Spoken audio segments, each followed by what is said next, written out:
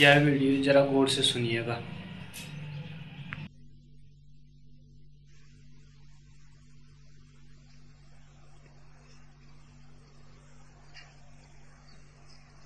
पहला प्रश्न, क्या प्रार्थना और भक्ति भिन्न भिन्न हैं? भिन्न भी हैं और अभिन्न भी।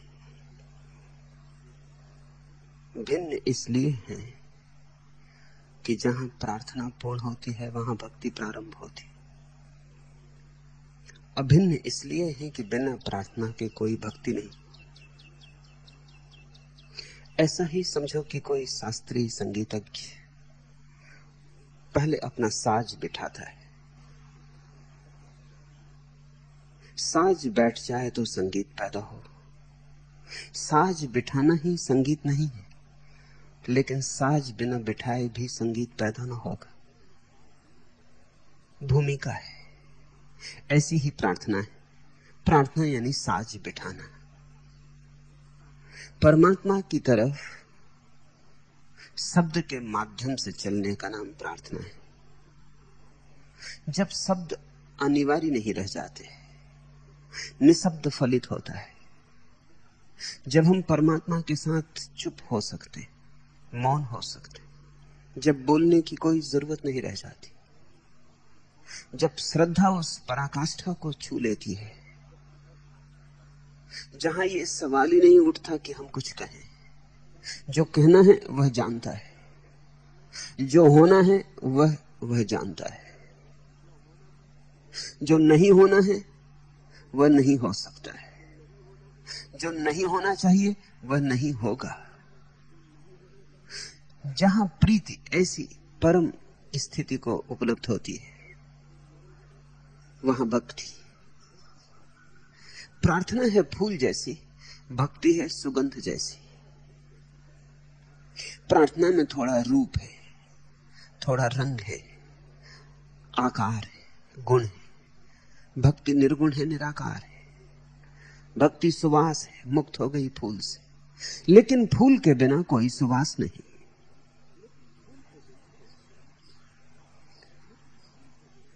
दोनों की सीमाएं मिलती हैं, एक दूसरे में प्रवेश करती हैं। कहां प्रार्थना समाप्त हो जाती है, कहां भक्ति शुरू होती, कहना अति कठिन है। रेखा खींची नहीं जा सकती। किस दिन आदमी जवान था और किस दिन बूढ़ा हो गया, कौन रेखा खींचे? किस दिन बच्चा बच्चा था और कब जवान हो गया, कौन रेखा खींचे? कब तक आदमी जीवित था और कब मर गया, कौन रेखा खींचे? सब रेखाएं कृत्रिम है, काम चलाओ। काम चलाने के लिए तुमसे कह रहा हूं कि प्रार्थना सशब्द भक्ति है और भक्ति निशब्द हो गई प्रार्थना है। जहां सारे शब्द शून्य में लीन हो गए,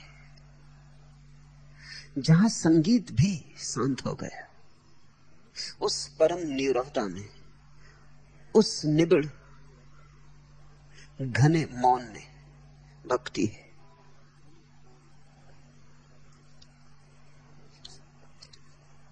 दूसरा प्रश्न, सन्यास की वैज्ञानिक विधि क्या है? विधि की व्याख्या करें। जो पथ मुझे मौन में मिला है वह श्रेष्ठ है या सन्यास? सन्यास की कोई वैज्ञानिक व्याख्या नहीं है। सन्यास वैज्ञानिक नहीं है। सन्यास विज्ञान के पार है। विज्ञान यानी गणित, विज्ञान यानी तर्क, विज्ञान यानी आदमी की सोच समझ के जो भीतर है। विज्ञान की सीमा पदार्थ पर पूरी हो जाती है। विज्ञान देह से ज्यादा गहरा प्रवेश नहीं कर पाता। विज्ञान की विधि ही स्थूल पर आधारित है। सूक्ष्म विज्ञान की पकड़ में नहीं आता। सूक्ष्म छूट छूट जाता है। क्योंकि सूक्ष्म छूट छूट जाता है, विज्ञान कहता है सूक्ष्म है ही नहीं। ऐसे ही समझो कि कोई कान से देखने चला। कान से कोई कैसे देखेगा? कान से सुनेगा। फिर कान को ही जिसने आंख समझा है वो कहेगा सुनने पर जगत समाप्त हो जाता है। यहां देखने को ना कुछ है, न कभी था, न कभी होगा। या जो आंख से सुनने चला वह भी अज्ञान में भटक जाएगा। आंख देख सकती है, सुन नहीं सकती। रूप देखेगी, रंग देखेगी, लेकिन ध्वनि आंख के लिए अस्तित्व में ही नहीं होती। ध्वनि की कोई टंकार आंख पर नहीं पड़ती। तो जो आंख से सुनने चला है वह अगर कहे कोई संगीत नहीं, कोई ध्वनि नहीं, जगत मौन है, तो कुछ आश्चर्य ना होगा। ऐसी ही अड़चन विधियों के साथ है। विज्ञान की विधि है तर्क, गणित। जीवन तर्क और गणित से बड़ा है।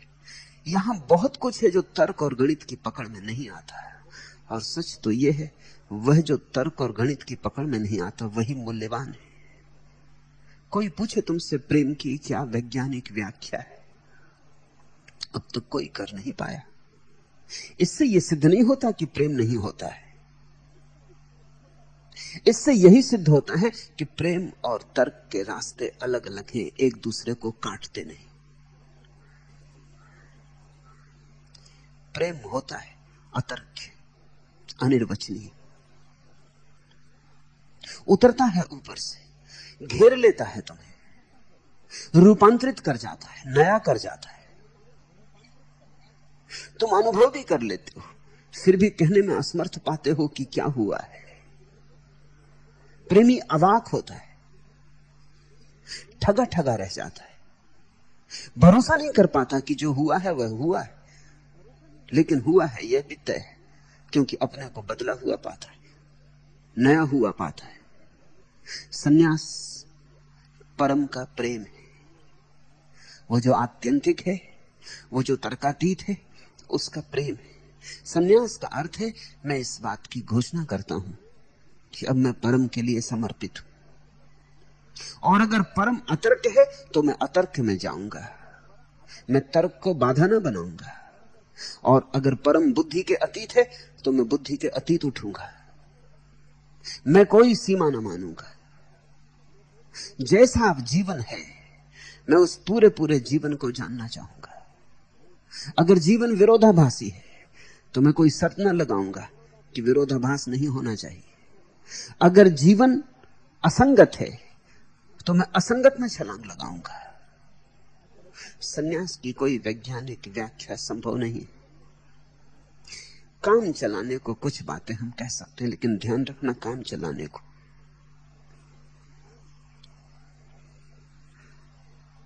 एक व्यक्ति तो होता है विद्यार्थी। विद्यार्थी का अर्थ होता है जो ज्ञान अर्जित करने चला। और एक व्यक्ति होता है शिष्य। शिष्य का अर्थ होता है जो अस्तित्व अर्जित करने चला, ज्ञान नहीं। ज्ञान छोटी बात है। विद्यार्थी सूचनाएं इकट्ठी करता है, शिष्य गुरु का अस्तित्व पीता है, सत्संग करता है। सन्यास शिष्यत्व की पराकाष्ठा है, जहां शिष्य ऐसा अनुभव करता है कि अब मेरे अलग होने की कोई जरूरत नहीं, अब मैं गुरु से एक हो जाऊं, अब इतनी भी दूरी क्यों रखूं, ये मैं का स्वर क्यों बचाऊं। शिष्य गुरु के सानिध्य को अनुभव करते करते उस जगह आ जाता है जहां वो जानता है अब एक छोटी सी बाधा रह गई, मैं की। अब इस बाधा को भी गिरा दूं, अब मेरे और गुरु के बीच कोई व्यवधान न रहे। वह घड़ी सन्यास की घड़ी है। विद्यार्थी सूचनाएं इकट्ठी करता है, शिष्य अस्तित्व इकट्ठा करता है, सन्यासी अस्तित्व में एक हो जाता है, लीन हो जाता है। सन्यास ऐसे है जैसे नदी सागर में गिरती। ऐसे जब कोई व्यक्ति किसी में गिरता है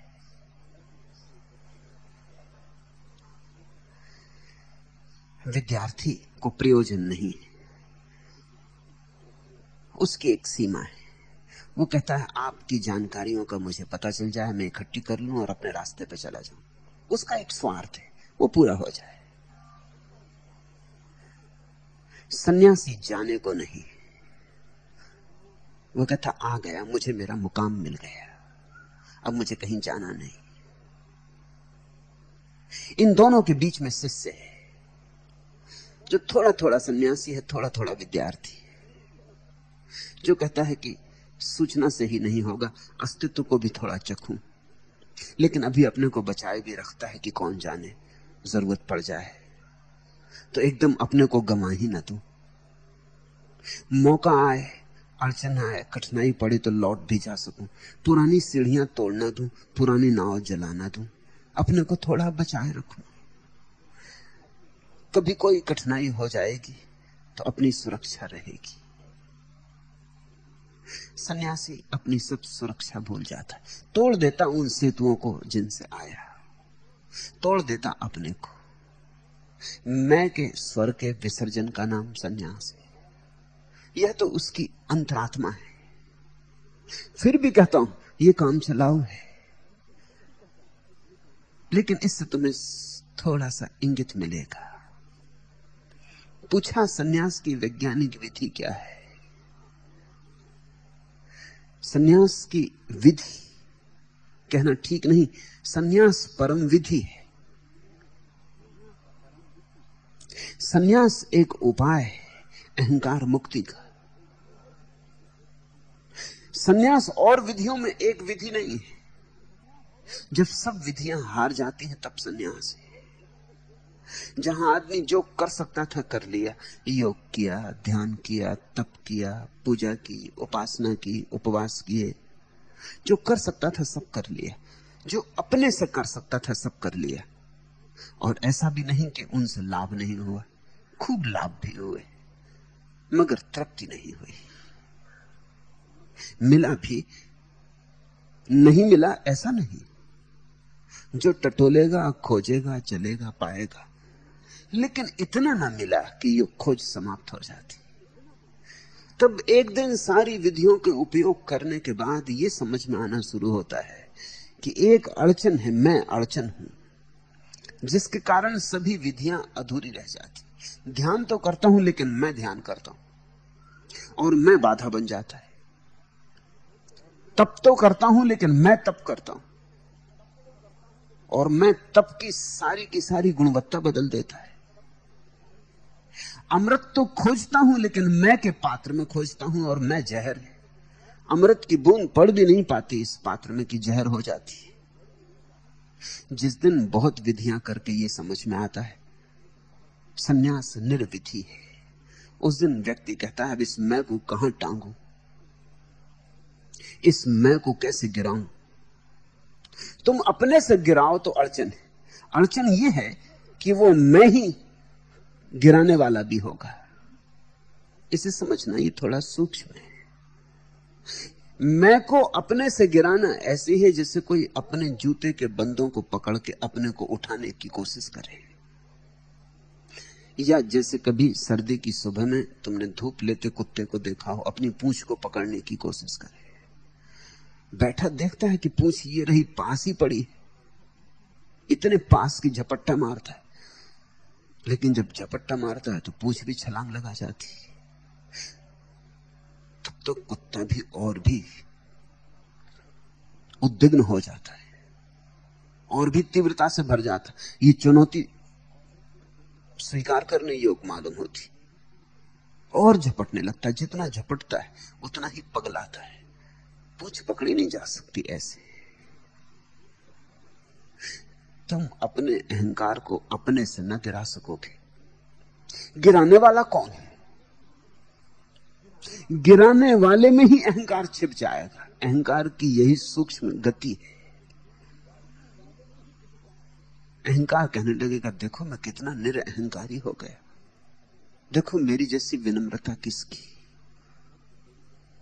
देखो मैं चरणों की धूल हो गया, सबके चरणों की धूल, लेकिन मैं खड़ा है और रस ले रहा है। कभी लेता था रस, मेरे पास इतना धन है, मेरा इतना नाम है, मेरा इतना यश है, अब रस लेता है, देखो मेरी विनम्रता। चीन में एक पुरानी कहानी, एक ताओवादी संत दूर जंगल में अकेला रहता था। कोई यात्री निकलते थे जंगल से, संत को वृक्ष के नीचे बैठे देखकर वे बड़े प्रभावित हुए। उन्होंने और भी संत देखे थे, लेकिन इतने एकांत में बैठा हुआ संत। उन्होंने संत देखे थे जो शिष्यों की तलाश करते रहते, और ये आदमी सबसे भाग आया है। इसे शिष्यों से कुछ लेना देना नहीं, इसे भीड़ भाड़ से कोई संबंध नहीं। वे चरणों में झुके और उन्होंने कहा, संत आप है। और संतों को तो हमने बाजार में भागते देखा है, शिष्यों की भीड़ इकट्ठी करते देखा है, संत आप है। संत ने आंखें खोली और कहा कि तुम ठीक कहते हो, मेरा एक भी शिष्य नहीं। क्या फर्क पड़ा? कोई कहता है मेरे लाख शिष्य, और कोई कहता है मेरा एक भी शिष्य नहीं। कहां फर्क है? कहीं फर्क नहीं। मैं खड़ा है, संत की आंखों में वही चमक आ गई जो अहंकार की चमक है। संत ये कह रहा है मुझे देखो, और संत कहां है?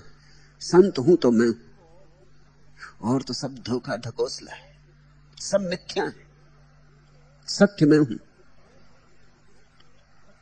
अहंकार और क्या है? स्वयं से गिराना मुश्किल है। सन्यास का इतना ही अर्थ होता है, कोई बहाना ले ले अहंकार को गिराने का। मैं तुमसे कहता हूं कि लाओ मुझे दे दो,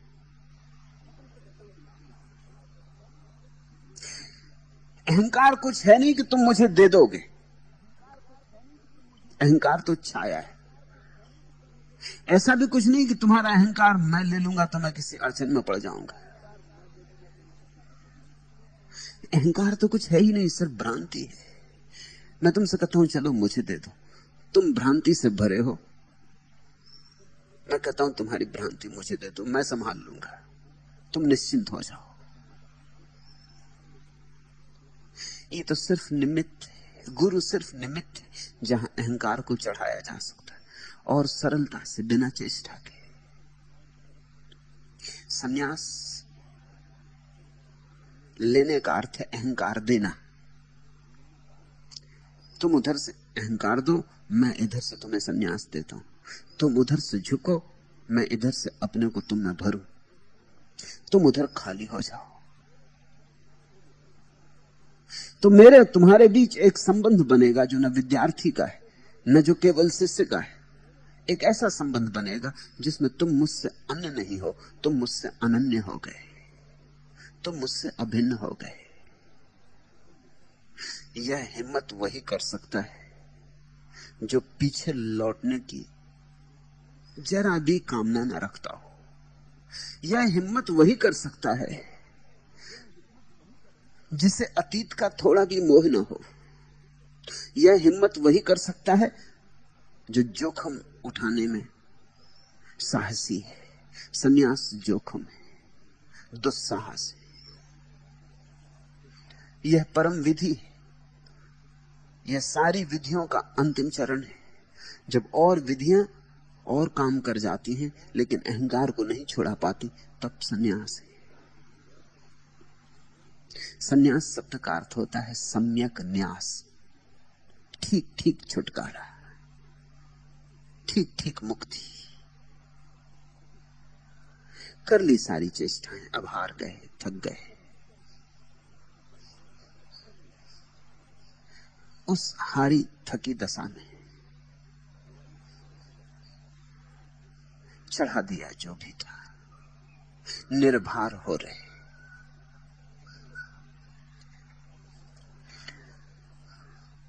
बड़ा कठिन है आदमी को निर्भर होना। अहंकार हमारे भीतर ऐसा प्रबल है कि हम उसी अहंकार के कारण दूसरों में भी अहंकार देखते हैं। जहां नहीं है वहां भी हमें अहंकार दिखाई पड़ता है। लोगों की तो बात ही छोड़ दो, हम परमात्मा में भी किसी तरह का अहंकार खोजते रहते। कल मैं एक गीत पढ़ता था, रात में क्या जाने, कोई गिनता है कि नहीं गिनता आसमान के तारों को यूं कि कोई रह तो नहीं गया आने से। प्रभात में क्या जाने, कोई सुनता है कि नहीं सुनता यूं कि रह तो नहीं गया कोई पंछी गाने से। दोपहर को कोई देखता है कि नहीं देखता, वन भर पर दौड़ाकर आंख कि पानी सबने पी लिया है कि नहीं। और शाम को यह कि जितना जिसे दिया गया था उतना उसने जी लिया है कि नहीं। ऐसा कोई परमात्मा कहीं बैठा हुआ नहीं। परमात्मा कोई व्यक्ति नहीं, लेकिन हम व्यक्ति हैं, तो हम परमात्मा तक को व्यक्ति के ही आकार में सोचते हैं। हम सोचते हैं परमात्मा भी कहता होगा मैं चलाऊं तारों को, मैं जगाऊं तारों को, मैं सुलाऊं तारों को, मैं उठाऊं पक्षियों को, मैं खोलूं पखड़ियों को फूलों की, मैं जाऊं और देखूं, मैं रक्षा करूं, नियोजन करूं, संयोजन करूं। ऐसा कोई मैं नहीं है वहां। लेकिन तुम्हारे भीतर तुमने मान रखा है कि कोई मैं, श्वास लूं, यह करूं, वह करूं। तुम सोचते हो ऐसा ही विराट होगा परमात्मा का अहंकार। जैसे जैसे तुम अनुभव करोगे कि तुम्हारे होने की कोई जरूरत नहीं और सब चलता है, यही परम अनुभव है। जिस दिन तुम ये पाते हो कि तुम सांस ना लो तो भी चलती, सब चलता है, कहीं कोई अवरोध नहीं आता। सच तो यह है पहले से बेहतर चलता है, क्योंकि पहले मैं के कारण थोड़ी अड़चनें आती थी, अब वे भी नहीं आती।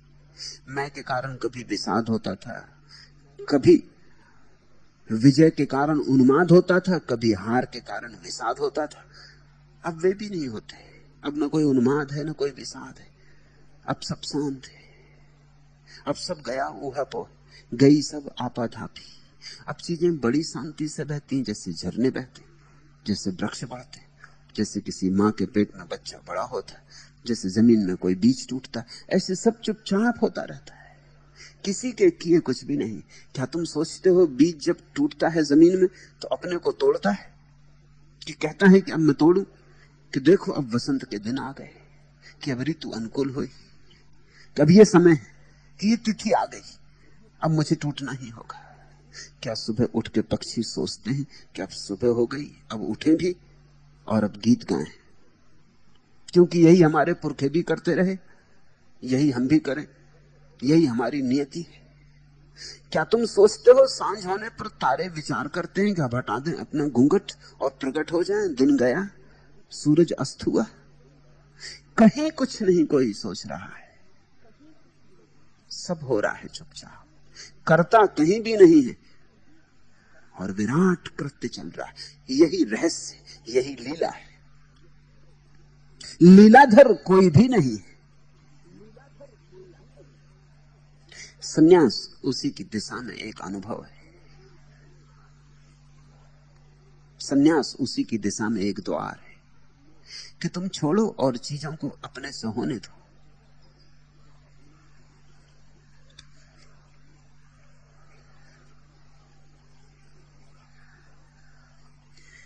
फिर तुमने पूछा कि जो पथ मुझे मौन में मिला है वह श्रेष्ठ है या संन्यास?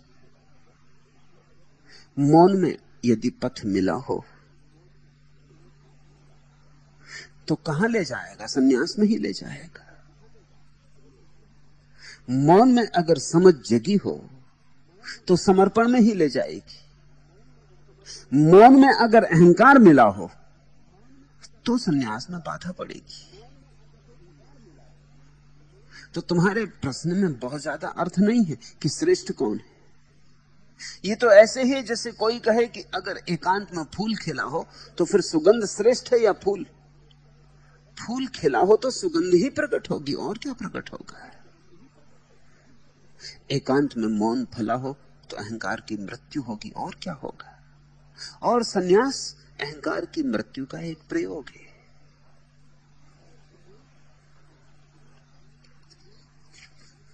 दोनों में कुछ भेद नहीं। सुगंध में स्वर होता है कि नहीं होता, प्यार में डर होता है कि नहीं होता, पुरानी पड़ चुकी छवियां मन में नाचती हैं कि नहीं नाचती, डूबकर किरणें छाया को बांचती हैं कि नहीं बांचती, फूल और बीज एक हैं या नहीं, पूनों और तीज एक हैं या नहीं, यह सब चीजें एक हैं, उनके सिर्फ अलग अलग रुख हैं, जैसे हमारे ये सुख और दुख है। कहां भेद है? फूल और बीज एक हैं या नहीं, पूनों और तीज एक हैं या नहीं। वो जो तीज है वही तो पूनों बनेगी, और जो पूनों है वही तो तीज बनती है। तुम्हें अगर एकांत में कोई मार्ग मिला है, पथ सूझा है, तो कहां ले जाएगा? एकांत में मिला हुआ पथ, मौन में दिखा हुआ मार्ग, अन्यथा अंततः ले जाएगा समर्पण में।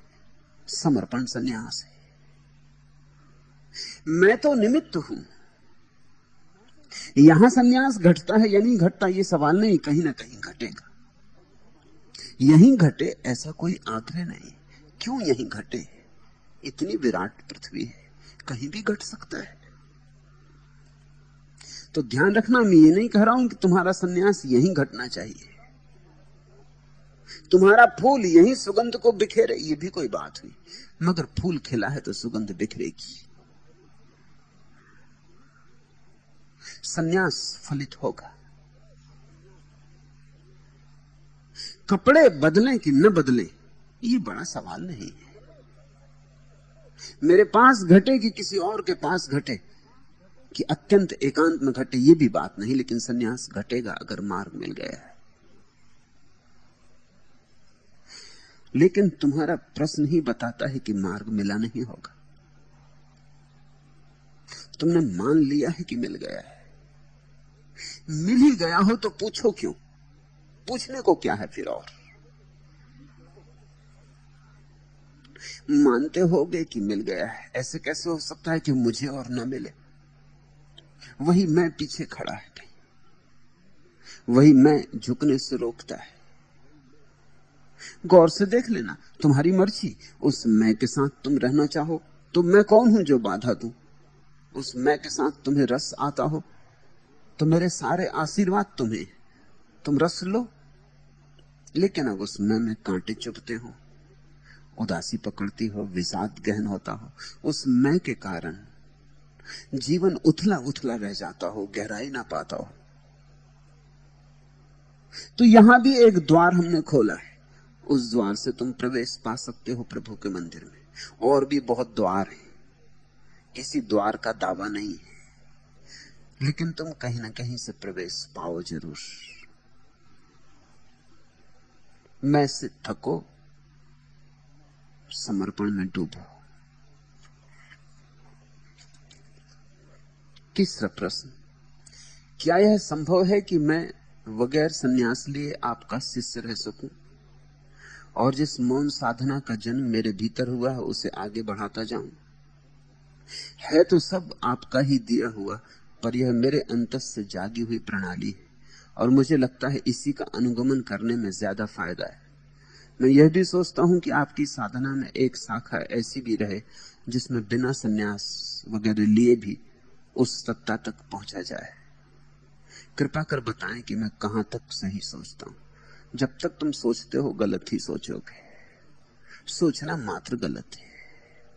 जब तक तुम सोचोगे तब तक गलत सोचोगे, क्योंकि मैं की अवधारणा ही गलत है। तुम जोखिम भी नहीं लेना चाहते, तुम पाने को भी आतुर हो, और तुम कोई खतरा नहीं उठाना चाहते। तुम कहते हो क्या यह संभव है कि मैं बगैर संन्यास लिए आपका शिष्य रह सकूं? मेरी तरफ से कोई अड़चन नहीं। अड़चन तुम्हारी तरफ से आएंगी, मेरी तरफ से क्या अड़चन है? तुम मजे से शिष्य रहो, विद्यार्थी रहो, कोई भी ना रहो, मेरी तरफ से कोई अड़चन नहीं। मेरी तरफ से तुम मुक्त हो। अड़चन तुम्हारी तरफ से आएगी। तुम बिना सन्यासी हुए शिष्य रहना चाहते हो, अड़चन शुरू हो गई।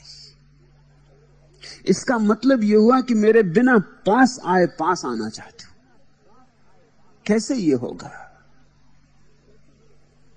पास आओगे तो सन्यास फलित होगा। सन्यास से बचना है तो दूर दूर रहना होगा, थोड़े फासले पे बैठना होगा, थोड़ी गुंजाइश रखनी होगी, कहीं ज्यादा पास आ जाओ और मेरे रंग में रंग जाओ। ये डर तो बना ही रहेगा ना। मेरी बात भी सुनोगे तो भी दूर खड़े होकर सुनोगे कि कितनी लेनी और कितनी नहीं लेनी। चुनाव करने वाले तुम ही रहोगे। और काश तुम्हें पता होता कि सत्य क्या है, तब तो मेरी बात भी सुनने की क्या जरूरत थी।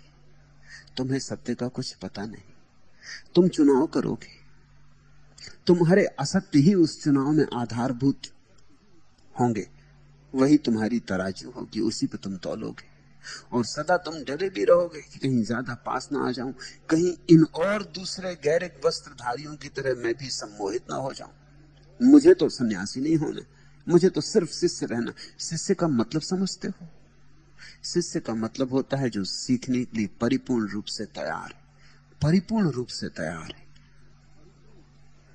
फिर सन्यास घटे कि मौत घटे, फिर शर्त नहीं बांधता। वो कहता जब सीखने ही चले तो कोई शर्त ना बांधेंगे, फिर जो हो। अगर सीखने के पहले ही निर्णय कर लिया है कि इतना ही सीखेंगे, इससे आगे कदम ना बढ़ाएंगे, तो तुम अपने अतीत से छुटकारा कैसे पाओगे? तुम अपने व्यतीत से मुक्त कैसे होगे? तो तुम्हारा अतीत तुम्हें अवरुद्ध रखेगा। मेरी तरफ से कोई अड़चन नहीं है। मैं किसी को भी नहीं कह रहा हूं कि सन्यासी हो जाओ। जल्दी ही मैं लोगों को समझाने भी लगूंगा कि अब मत होना, क्योंकि आखिर मुझे भी कितनी झंझट लेनी, उसकी सीमा है। जल्दी ही मैं लोगों को हताश भी करने लगूंगा कि नहीं, कोई जरूरत नहीं सन्यास की। मैं किसी को कह भी नहीं रहा हूं कि तुम सन्यास ले लो, और अगर कभी किसी को कहता हूं तो उसी को कहता हूं जिसे मैं पाता हूं जो कि ले ही चुका है, जो सिर्फ प्रतीक्षा कर रहा है। प्रतीक्षा भी इसलिए कर रहा है कि संकोच लगता है, कैसे कहूं कि मुझे सन्यास दे दे। उसको ही मैं कहता हूं। मांगू कैसे? पता नहीं पात्र हूं या अपात्र हूं। ऐसा जब मैं कोई व्यक्ति पाता हूं जो ये सोचता है कि मांगू कैसे, पता नहीं अपात्र हूं, ये दुविधा मेरे सामने नहीं खड़ी करना चाहता कि मुझे ना कहना पड़े, तो चुपचाप प्रतीक्षा करता है। जब मैं किसी को ऐसे चुपचाप प्रतीक्षा करते देखता हूं, तभी उसे पुकार के कहता हूं कि तू सन्यास ले, अन्यथा मैं नहीं कहता। यह प्रश्न पूछा है विजय ने। विजय परसों दर्शन को आया था, बार बार माला की तरफ देखता था, मगर मैंने नहीं कहा। नहीं कहा इसलिए कि ये सब भाव भीतर बैठे, और विजय मुझसे परिचित है, कम से कम 20 साल से परिचित है। लेकिन उसके भीतर एक तरह की अस्मिता है जिसका मुझे पता है, कठोर अस्मिता है। वही बात है, वही अस्मिता नए नए रूप लेती। अब वही अस्मिता कहती है कि क्या आपके पास शिष्य बन के नहीं रह सकता? सन्यास लेना क्या आवश्यक है? मेरी तरफ से कोई भी बात आवश्यक नहीं। तुम्हें जितने दूर तक चलना हो चलो, शिष्य रहना है शिष्य रहो, विद्यार्थी रहना हो विद्यार्थी रहो, दर्शक की भांति आना है दर्शक की भांति आओ। तुम जितना पी सको उतना पियो।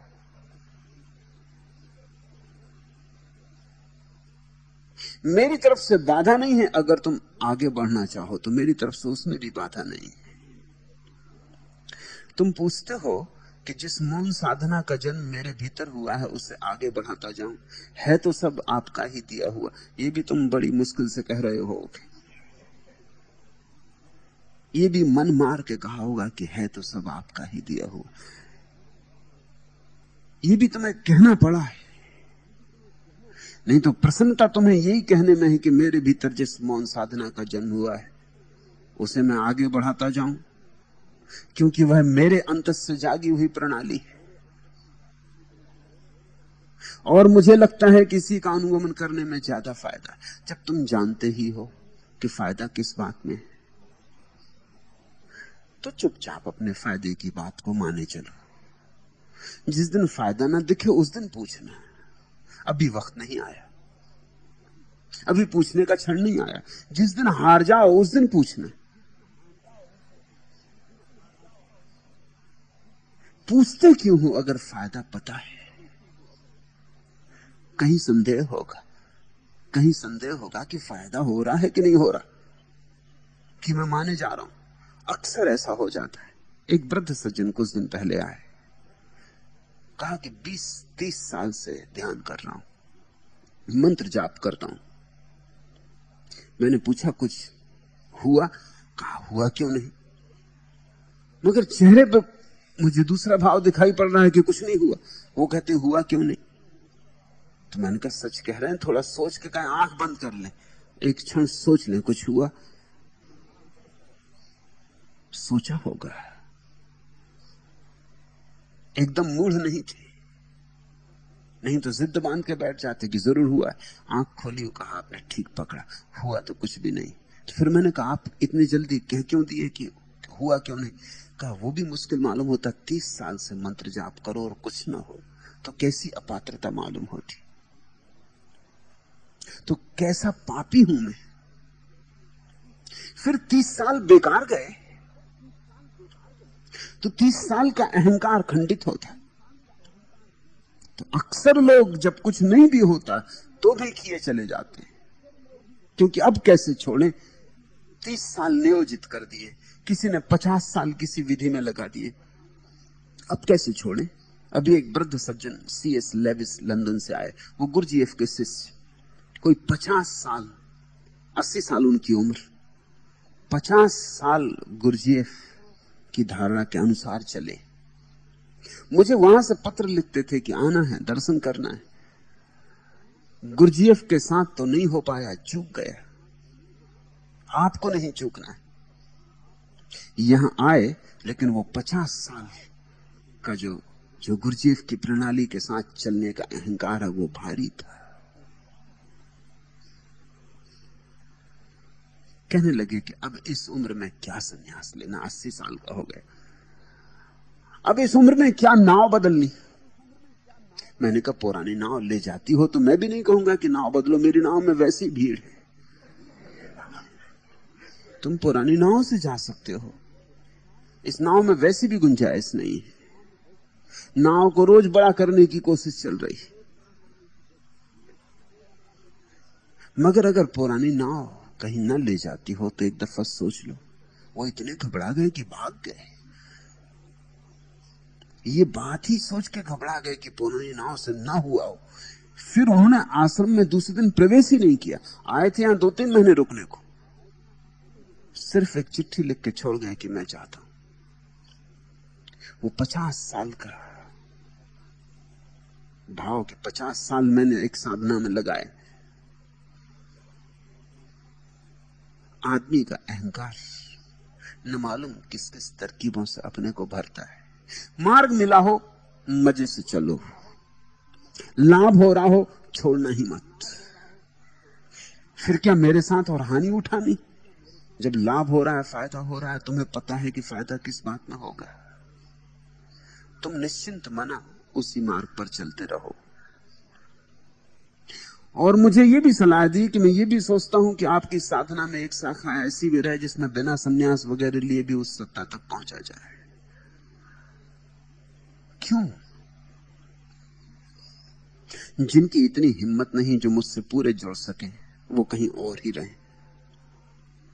यहां भीड़ उनकी क्यों मचानी? यहां मुझे उन पर काम करने दो जिन्होंने साहस किया है अपने को पूरा छोड़ने का। इन कमजोरों को यहां क्यों इकट्ठा करना? इन अपाहिजों को यहां क्यों इकट्ठा करना? लंगड़े लूलों को क्यों इकट्ठा करना? जिन लोगों ने समर्पण किया है उनको पहुंचा पाऊं उनकी मंजिल तक, सारी शक्ति उन्हीं पर लगा देनी।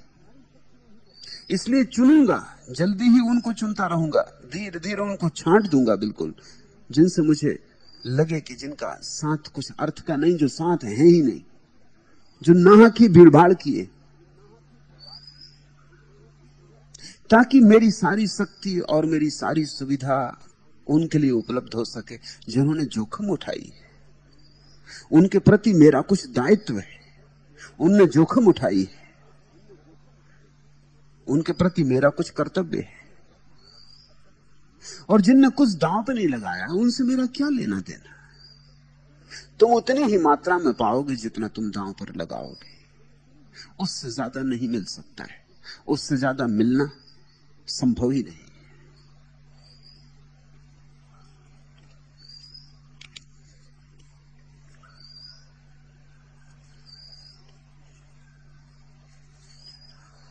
आज कुछ नहीं दिया मुझे पूर्व ने, यूं रोज कितना देता था। छंद छंद हवा के झोंके, प्रकाश गान गंध, आज उसने मुझे कुछ नहीं दिया। शायद मेरे भीतर नहीं उभरा मेरा सूरज, खोले नहीं मेरे कमल ने अपने दल रात बीत जाने पर। सूरज तभी दे सकता है जब तुम अपने कमल दल खोलो, तुम जब अपना हृदय कमल खोलो। तुम अपना हृदय कमल बंद रखो, फिर शिकायत सूरज की मत करना, फिर ये मत कहना कि सूरज ने मुझे कुछ नहीं दिया। तुम लेने के लिए झोली तो फैलाओ, सन्यास वही झोली फैलाना है। तुम कहते हो मेरी झोली खाली, तुम कहते हो छुपाऊंगा नहीं, सच सच कह देता हूं मेरी झोली खाली, ये मेरे हाथ खाली, ये मेरा भिक्षा पात्र है, मुझे भर दो। सन्यास का इतना ही अर्थ है कि मैं निवेदन करता हूं कि मैं खाली रह गया हूं और मैं खाली नहीं रह जाना चाहता, मैं इस जीवन से भर के विदा होना चाहता हूं। सन्यास का अर्थ है कि मैं कहता हूं कि मैं अज्ञानी हूं, मुझे किरण चाहिए। लोग हैं जो कहना चाहते हैं कि जानता तो मैं भी हूं, लेकिन थोड़ा बहुत आपसे भी मिल जाए तो कोई हर्जा नहीं, उसको भी संभाल लूंगा, उसको भी रख लूंगा। ऐसे तो मैंने पा ही लिया है, कुछ आपसे भी मिल जाए तो चलो और थोड़े से ज्यादा भला। जिन्हें पता है उन्हें मुझसे कुछ भी नहीं मिलेगा, जो ज्ञानी है उन्हें मेरे पास से एक किरण भी नहीं मिलेगी। इसलिए नहीं कि मैं उन्हें देने में कोई कंजूसी करूंगा, नहीं मिल सकती, क्योंकि वो अपने कमल हृदय को ही नहीं खोलेंगे।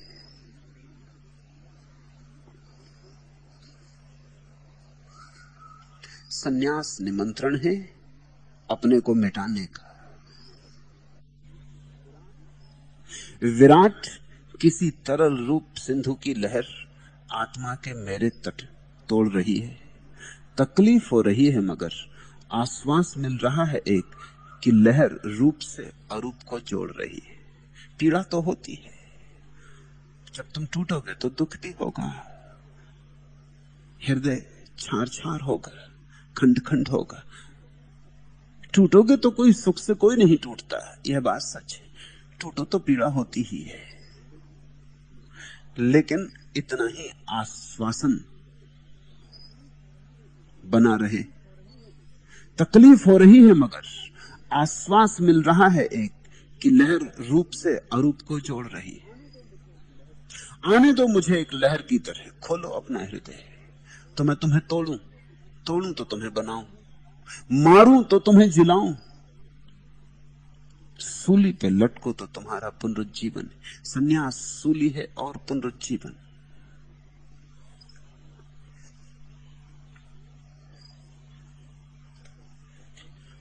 चौथा प्रश्न, यह संसार क्या है, यह माया क्या है?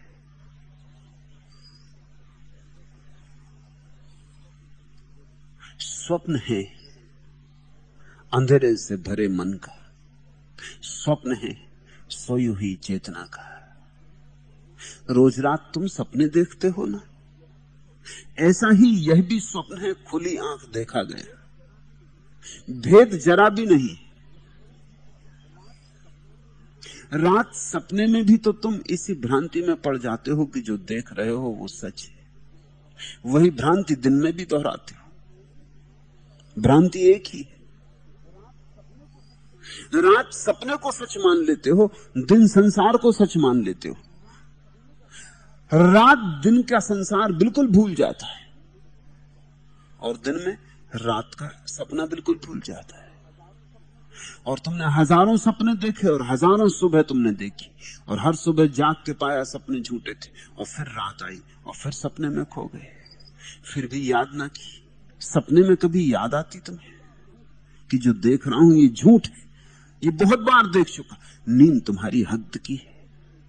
कितनी बार तुमने जाना कि सपना झूठ है, मगर ये संपदा तुम्हारे भीतर टिकती नहीं। ये छोटा सा बोध भी तुम्हारे भीतर निर्मित नहीं होता। इसी बोध को तुम्हें नींद में ले जाना पड़ेगा। ये नींद में जाए तो फिर जागरण में भी आएगा। गुरजीएफ अपने शिष्यों को कहता था कि पहला काम है नींद में जो सपना है उसको सपना जानना। वो ये नहीं कहता था कि संसार को सपना जानो, क्योंकि ये तो बड़ा काम है, ये संसार तो बहुत बड़ा है।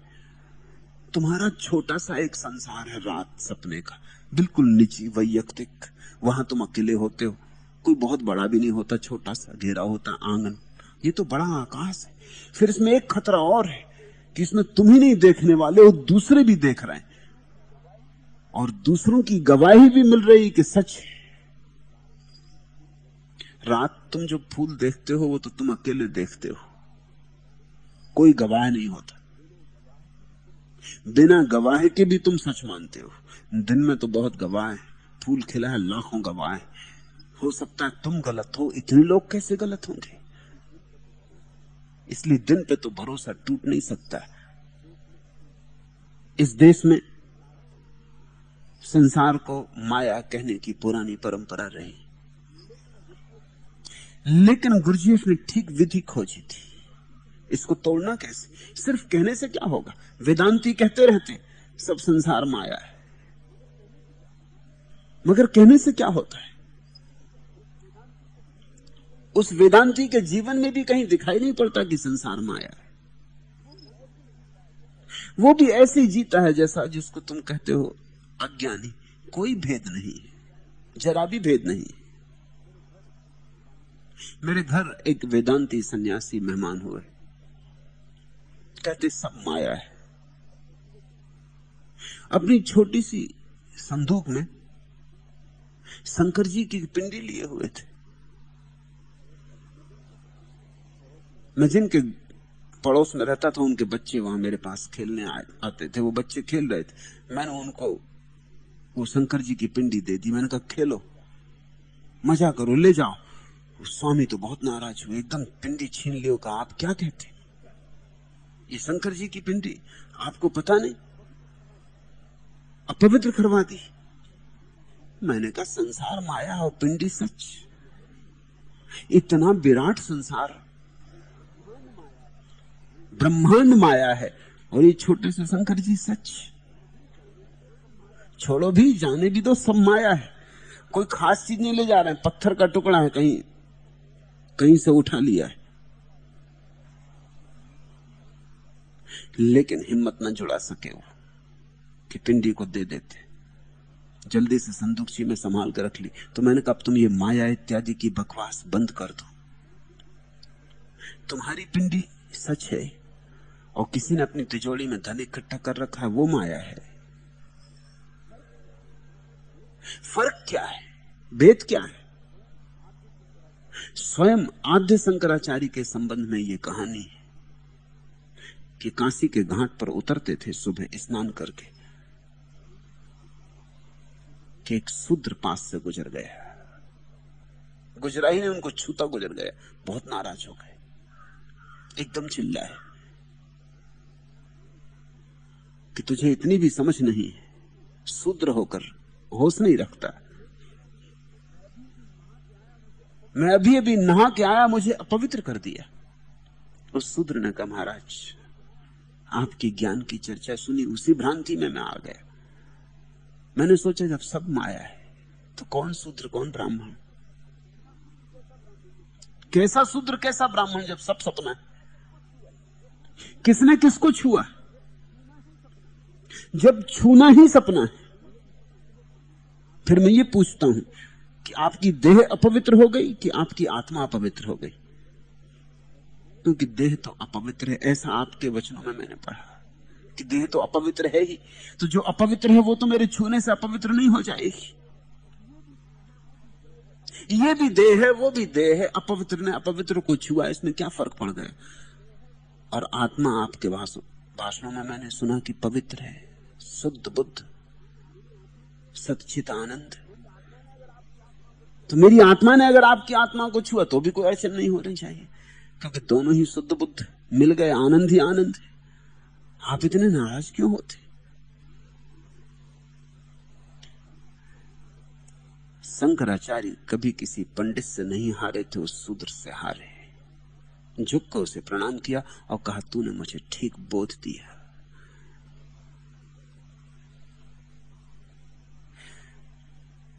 सिद्धांत की बात एक है, तर्क की बात एक है,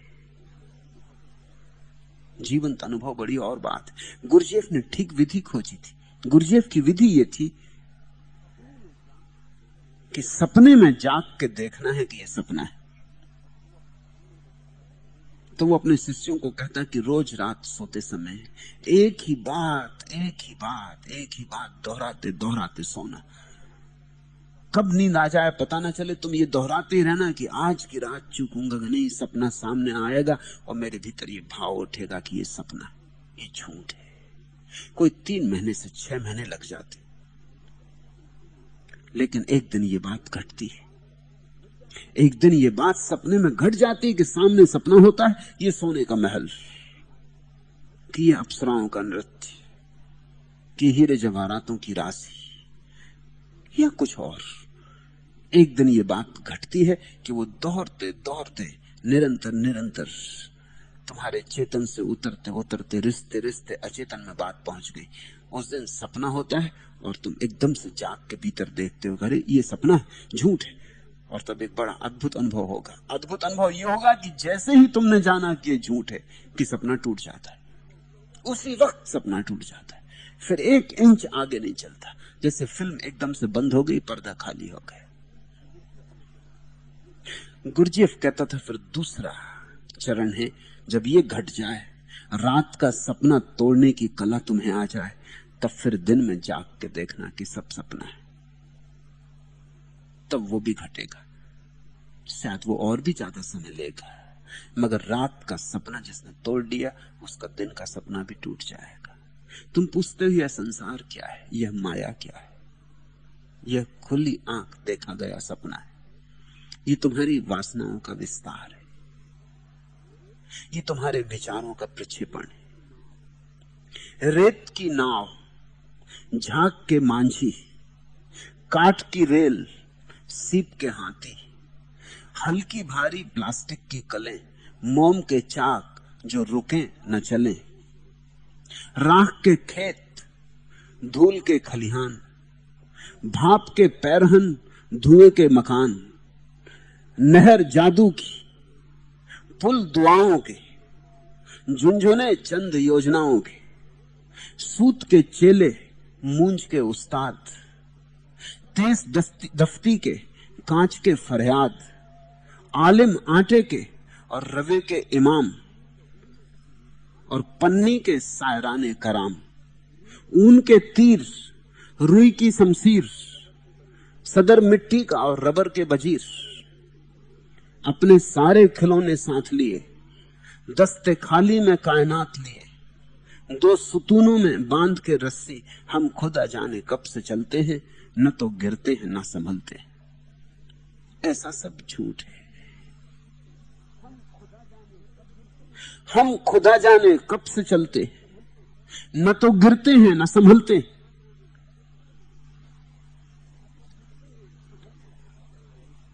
चलती जाती ये कहानी, और इस कहानी को हम गूंथते चले जाते। हम इसमें रोज पानी डालते,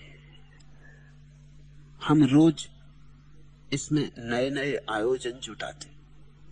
अगर पुराने खिलौने टूट जाते, हम नए बनाते।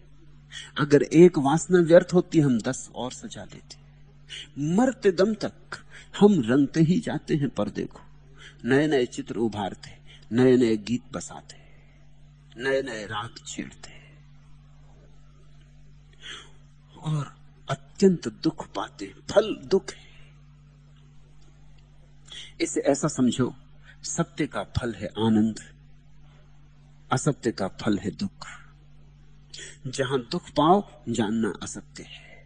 दुख कसौटी, जितना दुख उतना असत्य।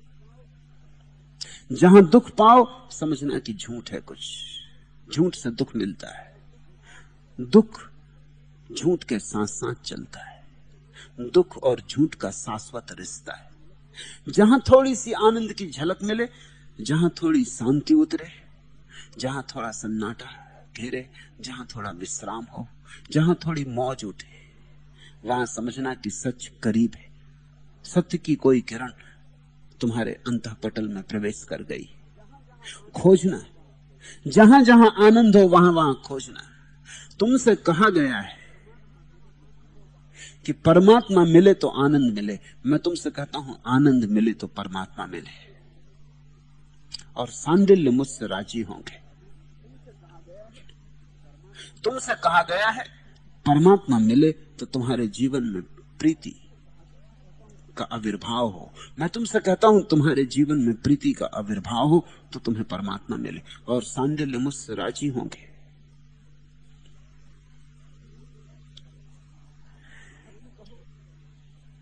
सत्य कहो अगर ज्ञानी की भाषा उपयोग करनी हो, प्रेम कहो अगर भक्त की भाषा उपयोग करनी हो, लेकिन बात एक ही है।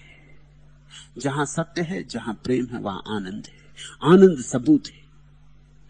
इसलिए तुम आनंद की तलाश करो, और जहां जहां तुम्हें दुख मिलता हो वहां वहां अपने को जगाओ। बहुत हो गया, खूब चल चुके। ये सपना टूटना ही चाहिए, और तुम्हारे अतिरिक्त कोई इसे तोड़ ना सकेगा। तुम ही तोड़ना चाहोगे तो तोड़ सकोगे।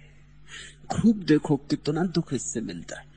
लोग मुझसे पूछते हैं कि सपना तोड़े कैसे। ये बात ही गलत है। सिर्फ सपने से कितना दुख मिलता है ये भर देखते चलो, टूट जाएगा। तुम्हें दुख का ठीक ठीक एहसास हो जाए, तुम्हें कार्य कारण की साफ साफ समझ आ जाए कि जहां जहां दुख मिलता है वहां वहां झूठ है। लेकिन तुम बड़े चालबाज हो, तुम अजीब अजीब बातें सोच लेते हो। कुसुम ने एक प्रश्न पूछा है कि धर्मात्मा मनुष्य को दुख क्यों मिलता है और पापी मजा क्यों करते। ऐसा कभी हुआ ही नहीं। अगर दुख मिल रहा हो धर्मात्मा को तो वो छिपे पापी हैं और कुछ भी नहीं, और अगर पापी आनंद कर रहा हो तो तुम्हारे समझने में कहीं भूल हो गई है, वो पापी नहीं। पाप से और आनंद मिलता ही नहीं, मिल ही नहीं सकता। अगर तुम पाओ कि कोई चोर बड़ा सुखी है तो उसका मतलब इतना ही हुआ कि चोरी के अतिरिक्त भी उसमें कुछ और गुण होंगे जिनके कारण सुख मिल रहा है। चोरी से कैसे सुख मिल सकता है? हो सकता है साहसी हो। चोर अक्सर साहसी होते। दुनिया में 100 में 99 आदमी इसलिए चोर नहीं है कि साहस नहीं है, और कोई खास बात नहीं, कोई गुण वगैरह नहीं, कोई नीति वगैरह नहीं, सिर्फ कमजोर है, काहिल है, नपुंसक है। चोरी करने से डरते हैं कि कहीं पकड़े ना जाए। तुम भी जरा सोचो, अगर तुम्हें कोई बिल्कुल गारंटी दे दे कि तुम पकड़े नहीं जाओगे, फिर तुम चोरी करोगे कि नहीं? पकड़े जाओगे ही नहीं, इसकी पक्की गारंटी। तो तुम फिर कहोगे फिर क्यों नहीं करनी, फिर कर ही ले। तो तुम इतने दिन से जो चोरी नहीं कर रहे थे, वो चोरी गलत है इस कारण नहीं, बल्कि पकड़े जाने का भय। प्रतिष्ठा पे दाग लगेगा, बेइज्जती होगी, लोग क्या कहेंगे कि आप और चोर। अहंकार को चोट लगेगी, बस उसी डर से रुके थे। 100 अचोरों में 99 सिर्फ भय के कारण अचोर है, इसलिए दुख पाएंगे। वो सोचेंगे कि हम चोरी नहीं कर रहे और दुख क्यों पा रहे हैं। चोर तो हो ही तुम, चोरी की या नहीं इससे थोड़ी कोई चोर होता है। चोर होना तुम्हारी चेतना की दशा है। मुल्ला नसरुद्दीन एक ट्रेन में सफर करता था। उस डब्बे में दो ही थे, वो था और एक सुंदर स्त्री थी। उसने सुंदर स्त्री को कहा कि अगर मैं 1000 रुपए दूं तो रात मेरे साथ सोओगी। उस स्त्री ने कहा, तुमने मुझे समझा क्या? चेन खींच दूंगी, पुलिस को बुलाऊंगी। उसने कहा, नाराज ना हो, मैं तो सिर्फ एक निवेदन किया, अगर 10,000 दूं तो। स्त्री शांत हो गई। फिर उसने नहीं चिल्लाया। उसने कहा कि पुलिस को बुलाऊंगी और चेन खींच दूंगी। मुल्ला ने कहा 10,000, तो उसने कहा 10,000 के लिए मैं राजी हो सकती हूँ। मुल्ला ने कहा ठीक, और अगर 10 रुपया दूं? तब तो वो स्त्री एकदम खड़ी हो गई। उसने कहा अभी चेन खींचती, अभी पुलिस को बुलाती। पर मुल्ला ने कहा ये क्या बात हुई? उस स्त्री ने कहा आप जानते नहीं मैं कौन हूं। मुल्ला ने कहा मैं समझ गया तुम कौन। अब तो हम मोल भाव कर रहे हैं। 10,000 में जब तुम सोने को राजी हो तो ये तो मैं जान ही गया कि तुम कौन। अब तो सिर्फ मोल भाव की बात, तो मैं व्यापारी आदमी। वो तो मैंने 10,000 इसीलिए कहे थे कि पहचान लो कि तुम हो कौन। वो बात खत्म हो गई, वो निर्णय हो चुका। अब नाहक चेन वगैरह न खींचो, बैठो। अब तो मोल भाव कर लें बैठ के, जो भी तय हो जाए ठीक है। तुम भी सोच लेना, तुम्हारी जीवन दशा तुम्हारी चोरी करने से चोर की नहीं होती। चोर की वृत्ति, उस वृत्ति के कारण तुम दुख पाते हो। और हो सकता है चोर अगर सुख पा रहा है तो जरूर उसमें कुछ होगा जिससे सुख आता है। साहस होगा,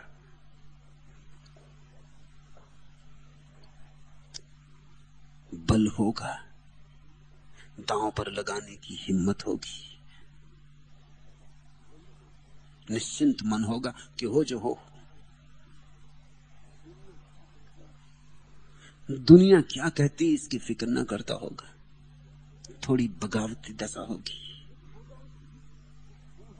कुछ होगा उसके भीतर, कुछ गुण होगा जिसके कारण सुख मिलता है। तुम्हारा महात्मा है, तुम कहते हो महात्मा बड़ा दुख पा रहा है,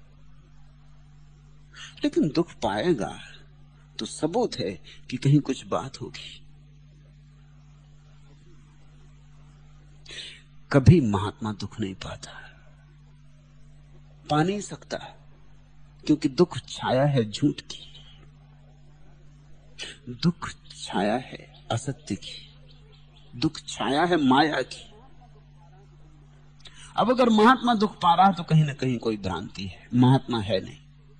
और अगर कहीं कोई पापी आनंद पा रहा है तो वहां भी तुम्हारी समझ में कुछ भूल हो गई है। फिर से देखना, गौर से देखना। कभी कभी शराबियों में ऐसे सज्जन मिल जाते हैं जो सज्जनों में न मिले। अक्सर शराबी जितने सरल होते हैं उतने सज्जन नहीं होते। सरलता आनंद लाती है। अगर कोई सरलता की वजह से शराब पी रहा है तो निश्चित ही आनंद होगा।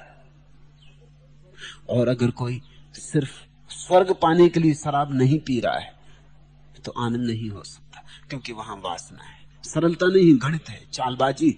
वह आदमी होशियार है, वो कह रहा है स्वर्ग जाना, मुझे स्वर्ग जाना है तो इतना चुकाना पड़ेगा। तो तुम अपने भीतर ही परीक्षण करो और तुम पाओगे जब भी तुम सच के अनुकूल होते हो तब तत्क्षण वर्षा होती आनंद की। धूप खिल जाती, फूल उमगाते, सुवासित हो जाते हो।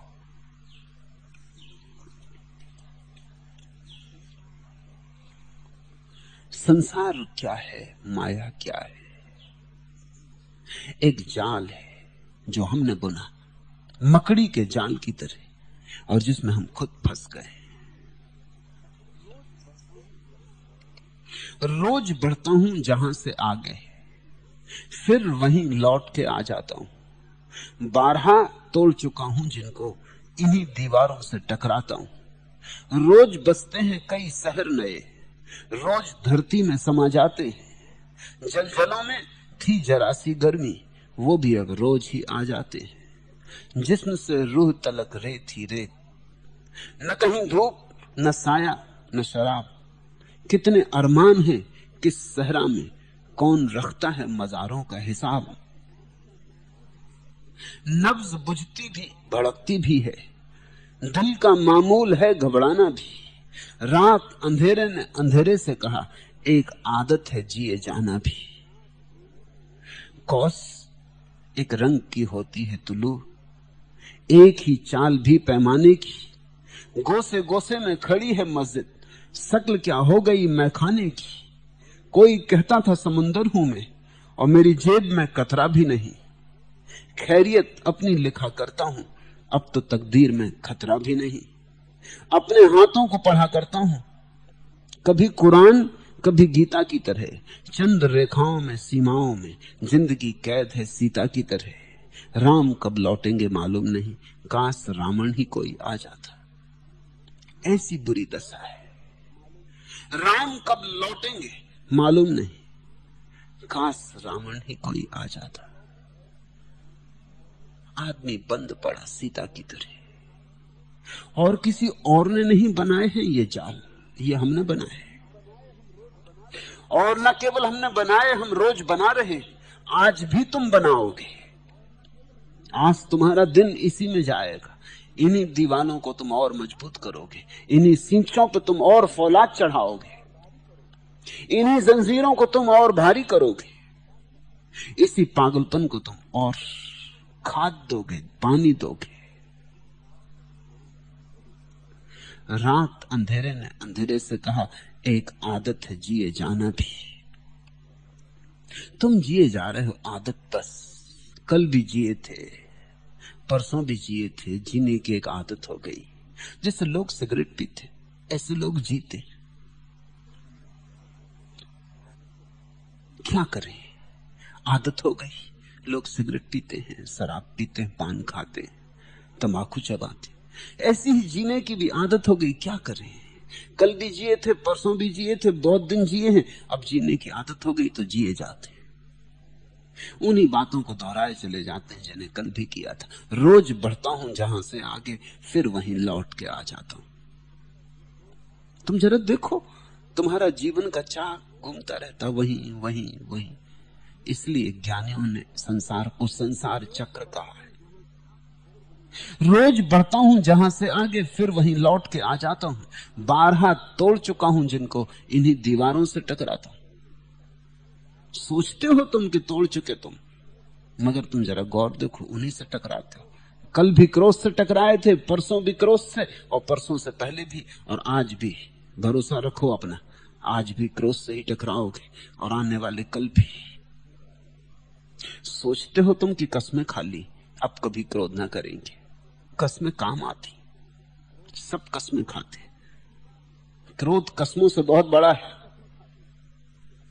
कितनी बार कसम खा ली कि अब और मोह ना बनाएंगे, लेकिन मोह फिर बन जाता। मोह कसमों से बड़ा है। कितने तो व्रत लिए, सब व्रत तो टूट गए। कोई व्रत तो संभलता नहीं, व्रत संभल ही नहीं सकता। सिर्फ होश काम आता है, कोई और बात काम नहीं आती। जरा होश से देखो। ये मत कहो कि क्रोध नहीं करूंगा अब, सोचो कि अब तक क्रोध क्यों किया। ये मत कहो कि कसम खाता हूं कि अब क्रोध ना करूंगा, क्योंकि तुम्हारी कसम से क्या होगा। क्रोध जहां से आता था वहां से आएगा।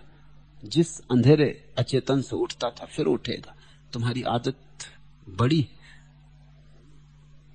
तुम्हारी कसम नई है, आदत पुरानी, कसम बहुत छोटी।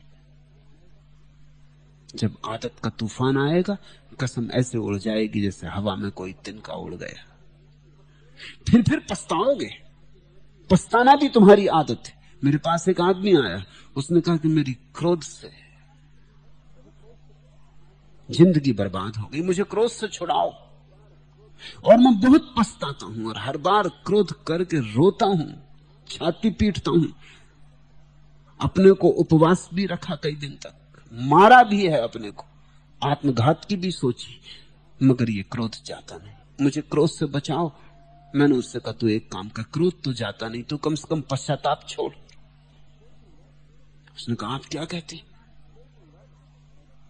पश्चाताप छोड़ दूंगा पश्चाताप कर करके तो क्रोध छूटा नहीं, पश्चाताप छोड़ दूंगा तो और क्रोधी हो जाऊंगा। मैंने कहा वो तो तू करके देख चुका, मेरी मान, तू कम से कम पश्चाताप छोड़। तू अब क्रोध कर और बेफिक्र कर और पश्चाताप छोड़ दे।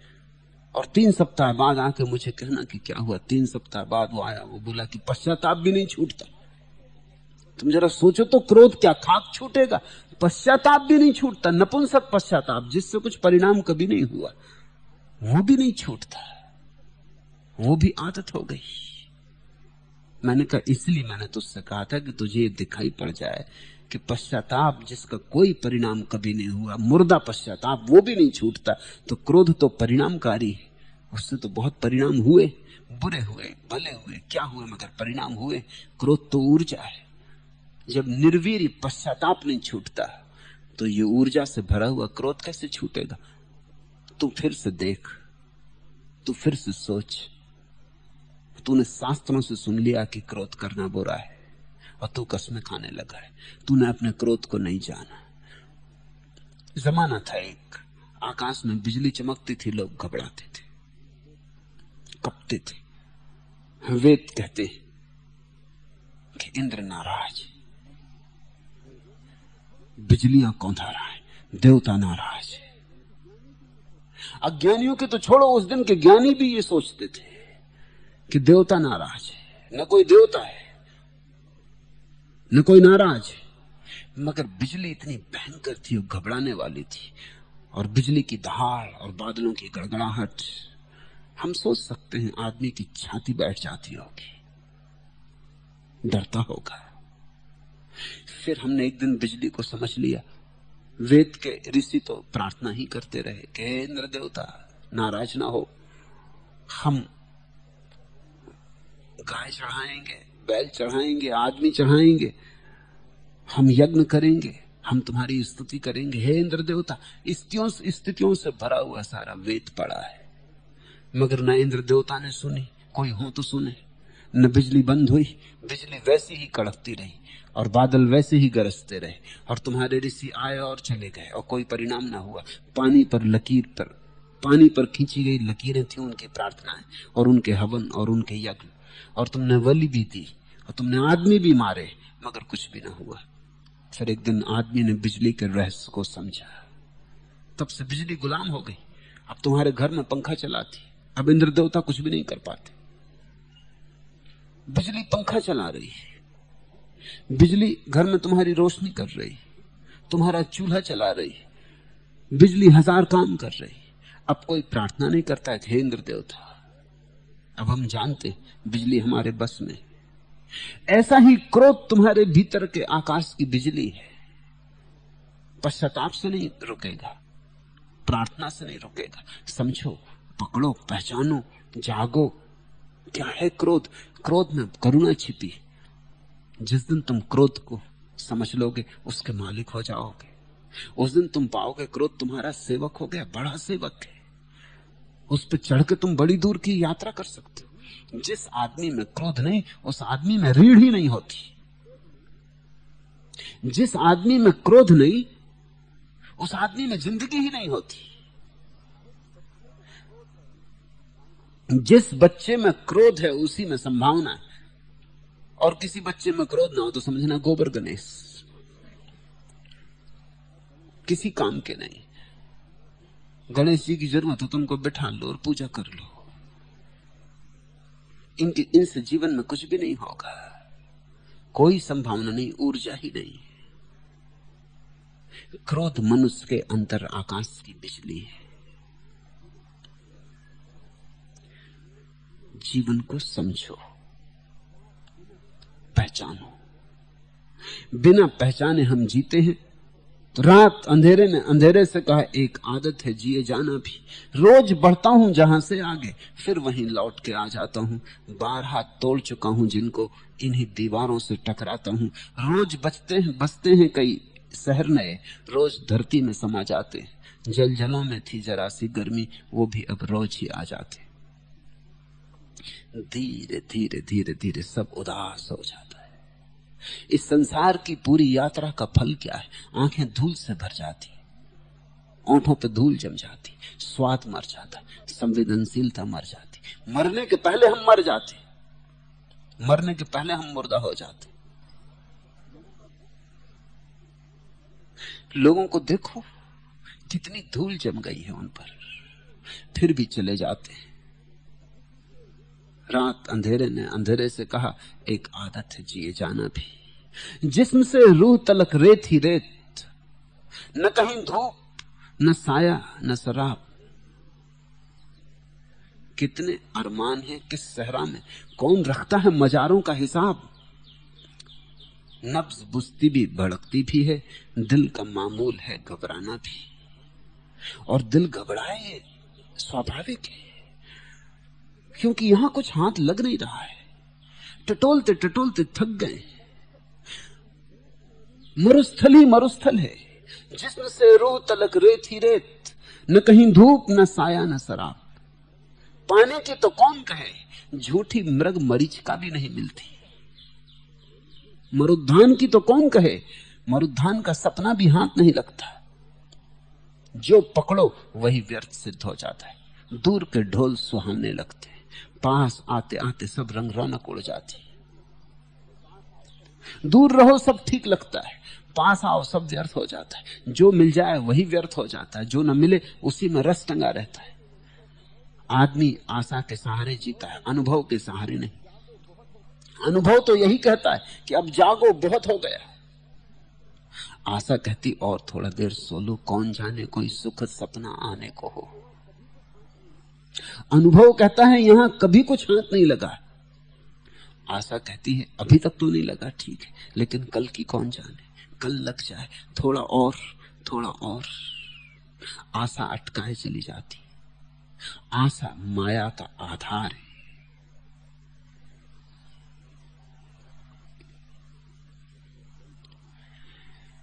इस आदत से जगना होगा, इस यंत्रवत्ता को तोड़ना होगा।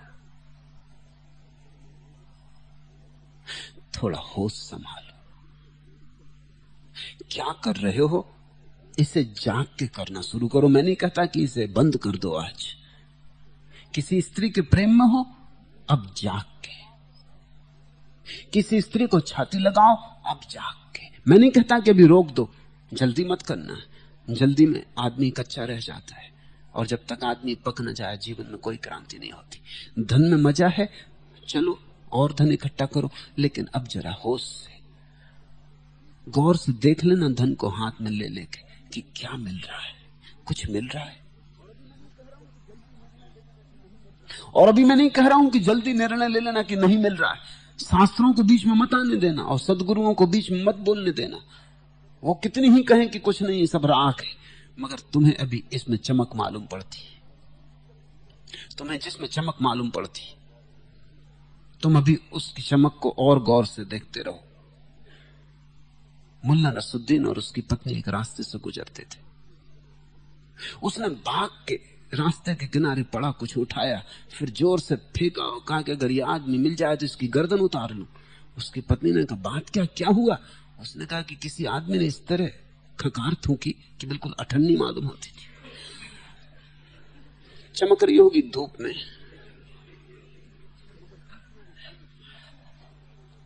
मगर दूसरों के कहने से नहीं, तुम उठाओगे तो ही तुम जानोगे। धन इकट्ठा करने का मन है, करो। पद पर जाने का मन है, जाओ, लड़ो, मगर होश से जाना। कुर्सी पे बैठ कर देखना कि ऊंचे हो गए।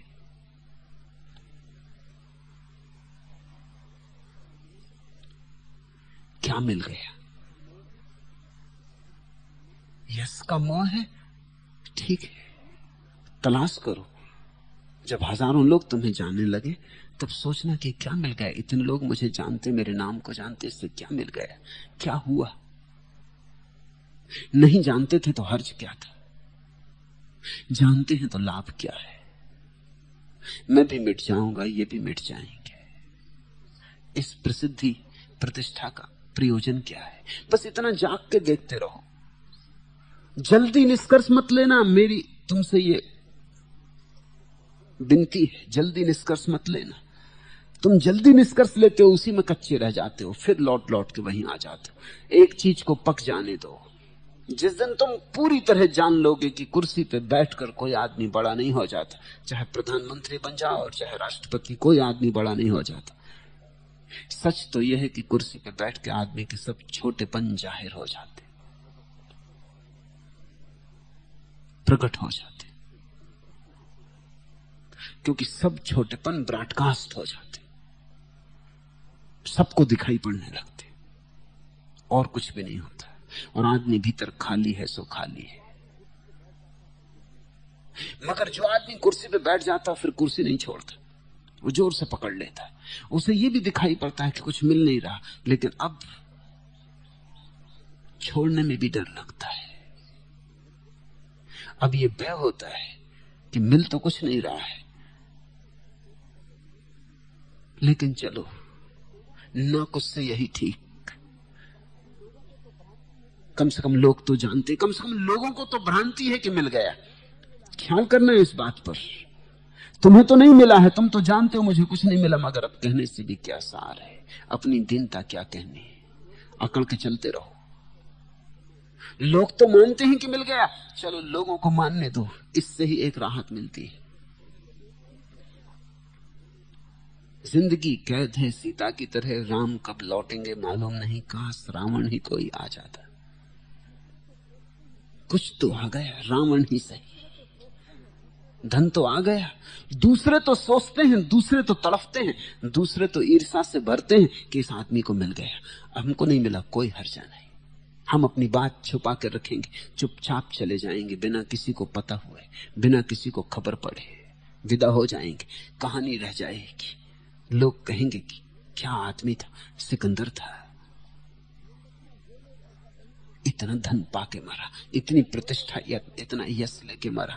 ध्यान रखना, जो लोग ऐसा कहेंगे वे वही लोग होंगे जिन्हें जीवन में यश नहीं मिला, इसलिए उन्हें कुछ पता नहीं कि अठन्नी थी ही नहीं। ये वही लोग होंगे जिन्हें जीवन में धन नहीं मिला, ये वही लोग होंगे जिन्हें जीवन में पद नहीं मिला। चूंकि इन्हें नहीं मिला, दूर के ढोल सुहावने।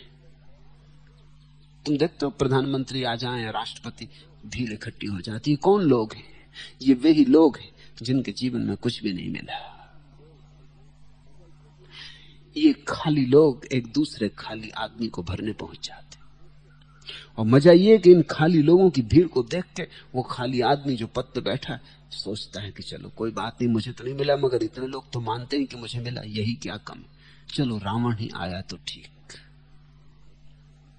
जो आदमी जाग कर देखता रहेगा वो धीरे धीरे धीरे धीरे इन सारी चीजों को इतनी प्रगाढ़ता से पहचान लेगा, उसी पहचान में मुक्ति है, उसी पहचान में संसार समाप्त हो जाता है, मोक्ष का उदय होता है।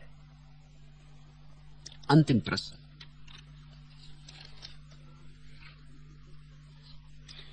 क्या आप शराब भी पीते हैं? और कुछ पीने योग्य है भी नहीं। वर्षों से पानी तो मैंने पिया नहीं, इतना तो मैं पक्का भरोसा दिला देता हूं। 10 साल से तो नहीं पिया। सोडा पीता हूं और शराब, सोडा बाहर का, शराब भीतर की। मैं संतुलन में भरोसा रखता हूं, थोड़ा बाहर का थोड़ा भीतर का। जो कभी खींची नहीं गई ऐसी शराब है एक, जिसकी तरफ कभी कोई ताक नहीं सका ऐसी आब है एक। मैं इस बिना खींची शराब को पीता हूं, मैं इस बिना देखी आपको जीता हूं, और मैं तुम्हें भी शराबी बनाना चाहता हूं। भक्ति यानी शराब, सांडिल्य यानी शराबी, भक्त का मंदिर यानी मधुशाला, मादकता, माधुरी। परमात्मा को पियो, फिर कोई और शराब पीने जैसी नहीं रह जाएगी। मेरे देखे जो लोग शराब पीते हैं वे इसलिए पीते हैं कि उनकी असली खोज तो परमात्मा की हो, परमात्मा मिलता नहीं। असली खोज तो यह है कि कैसे अपने को डुबा दे, लेकिन ऐसी कोई जगह नहीं मिलती जहां डुबा दे। तो चलो बुला ले, डूबना तो होता नहीं, थोड़ी देर को भुला ले। शराब थोड़ी देर को भ्रांति देती है कि भूल गए अपने को। अहंकार बहुत पीड़ा है। ये दो ही उपाय हैं, या तो परमात्मा में डुबा दो अहंकार को, तो सदा को डूब जाता है, फिर कोई पीड़ा नहीं बचती। अगर उतनी हिम्मत ना हो सदा को डुबाने की, तो फिर शराब में डुबाओ। फिर शराबें कई तरह की हैं, कोई एक ही तरह की शराब नहीं है। शराब और शराब जो मधुशाला में बिकती है वो तो एक ही प्रकार की शराब है, और बहुत तरह की शराबें हैं जो दूसरी जगहों बिकती, और वे ज्यादा सूक्ष्म है। जो आदमी धन के पीछे दीवाना है, तुम सोचते हो शराब नहीं पी रहा। शास्त्रों में धन के दीवाने को, धन की दीवानगी को धन मद कहा है, धन की शराब। उसको एक नशा है। जैसे जैसे धन की ढेरी बढ़ती जाती, वो इसी में अपने मैं को डुबा रहा है, वो अपनी तिजोरी में अपने मैं को डुबा रहा है। उसको कुछ और चिंता नहीं बची है, दुनिया में और कोई चिंता नहीं। सारी चिंताएं उसने एक चीज में नियोजित कर दी, धन का ढेर। ये उसकी शराब है। शास्त्र ठीक कहते हैं, धन मद। जो आदमी पद के पीछे दीवाना है, तुम सोचते हो वो शराबी नहीं। तुम सोचते हो मुरारजी देसाई शराबी नहीं। पद मद शास्त्र कहते, धन से भी बड़ा मद है पद का। बड़ा ही होगा, क्योंकि आदमी 80 साल का हो जाए और फिर भी पद के मोह से मुक्त ना हो, तो कब मुक्त होगा? भयंकर होगा। बचें चाहे जाएं, लेकिन पद पर तो पहुंच नहीं है। किसी तरह पहुंचे, पद पर तो पहुंच नहीं है। जवान आदमी पद का दीवाना हो, क्षम में है। जवानी को मूढ़ताएं माफ की जा सकती। जवानी एक तरह की नासमझी है, मगर 80 साल का आदमी पद के पीछे दीवाना हो, क्षम्य नहीं, माफ नहीं किया जा सकता। इसका अर्थ हुआ बाल धूप में पका है। इसका अर्थ हुआ जिंदगी ऐसे ही चली गई, एक आदत की तरह। और मजा यह है कि मुरारजी खिलाफ है शराब के, शराबबंदी होनी चाहिए। मेरे देखे राजनीति की शराब से जितनी हानि मनुष्य जाति को हुई है, उतनी अंगूर की शराब से नहीं हुई। राजनीति से जितनी हिंसा और जितना खून बहा है, उतनी अंगूर की शराब से नहीं बहा है। लेकिन एक तरह का शराबी दूसरे तरह की शराबी की तलाश क्या है? चाहे वो किसी तरह का शराबी हो, संगीत में खोजे कि संभोग में खोजे, कि संपत्ति में खोजे, कि सुयस में खोजे, कि सत्ता में खोजे, कहां भी खोजे, शराबी की खोज क्या है? वो अपने को डुबाना चाहता है। बहुत गहरे में तो वो परमात्मा को खोज रहा है, लेकिन उसे साफ समझ नहीं कि वो क्या खोज रहा है। पद को खोजने वाला भी बहुत गहरे में परम पद को खोज रहा है, परमात्मा को खोज रहा है। धन को खोजने वाला भी बहुत गहरे में परम धन को खोज रहा है, परमात्मा को खोज रहा है। शराबी भी वस्तुतः तो उस शराब को पीना चाहता है जो कभी खींची नहीं गई। ऐसी शराब है एक जिसकी तरफ कभी कोई ताक नहीं सका। ऐसी आब है एक, मैं इस बिना खींची शराब को पीता हूं, मैं इस बिना देखी आपको पीता हूं। वो भी वही पीना चाहता है, लेकिन वो बड़ी महंगी मालूम पड़ती। दाम चुका सकेगा कि नहीं। यात्रा बड़ी लंबी, यात्रा शिखर की, उसे अपने पैरों पे इतना भरोसा नहीं। यात्रा कठिन और दुर्गम, खड़क की धार पर चलना होगा। तो वो सोचता ही अपने बस की बात नहीं, हम तो जाके बाजार में सस्ती शराब खरीद लेते हैं और पी लेते हैं। चलो थोड़ी देर को भूले, यही बहुत। अहंकार थोड़ी देर को भी भूल जाता है शराब में, तो भी राहत मिलती। तो जरा सोचो उस शराब की जहां अहंकार सदा के लिए भूल जाएगा। फिर राहत ही राहत है, फिर विश्राम है, विराम है। उस दशा को भक्तों ने बैकुंठ कहा है। कुरान में ये जो बात है कि स्वर्ग में शराब के चश्मे बहते हैं, उसका यही अर्थ होना चाहिए कि वहां अहंकार को बचाने का कोई उपाय नहीं, सब डूब जाएगा। खुदा शराब है, ये मतलब होना चाहिए। पियो तुम भी, बनो शराबी तुम भी।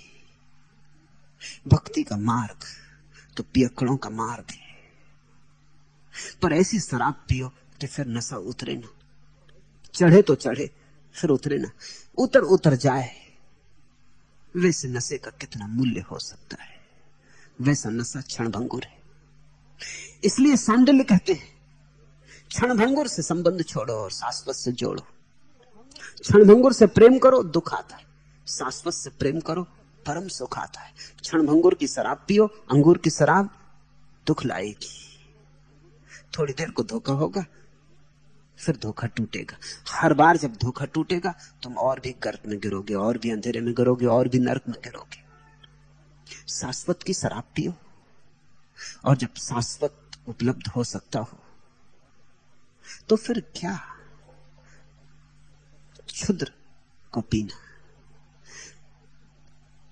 जब आकाश से बरसता हुआ स्वाति नक्षत्र का जल उपलब्ध हो सकता हो तो नाली की गंदगी में क्यों डूबना। हाँ, मैं शराब पीता हूं और मैं तुम्हें भी शराब पीना सिखाना चाहता हूं। आज इतना है। अगर यह वीडियो आपको अच्छी लग रही हो तो वीडियो को लाइक और चैनल को सब्सक्राइब करें।